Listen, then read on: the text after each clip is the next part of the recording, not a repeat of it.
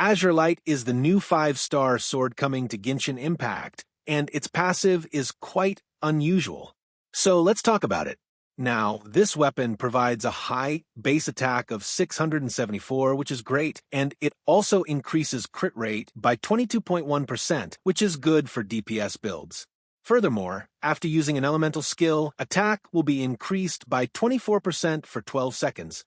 And within these 12 seconds, whenever the character has 0 elemental energy or no energy, their attack will be further increased by 24%, along with a 40% increase in their crit damage, which means that the weapon can grant up to a 48% attack bonus and a 40% increase in crit damage to its wielder, but only when the character has 0 energy after using their elemental skill. And the problem with this is that almost every character generates energy particles right after casting their elemental skill or after performing subsequent attacks followed by their E-skill, meaning that almost nobody can have 0 energy for long right after using their elemental skill. The only sword user apart from Skirk that have 0 energy after performing an elemental skill is Chi-Chi. However, you can't use this weapon on a physical build Chi-Chi, as she gains 1 flat energy after performing about 5 to 6 normal or charge attacks, which ruins this weapon's passive.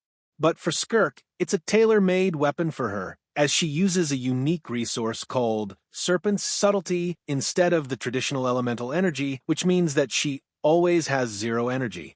So, as soon as she uses her elemental skill, she gains a 48% attack bonus along with a 40% increase in her crit damage from this weapon's passive, with the help of which she can deal a ton of damage to the enemies, making it an amazing weapon for Skirk.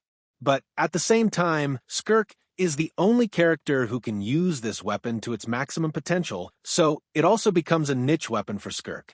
Now, it may be good on some future characters who also use Serpent's Subtlety instead of elemental energy, but as things stand, you should only pull this weapon for Skirk.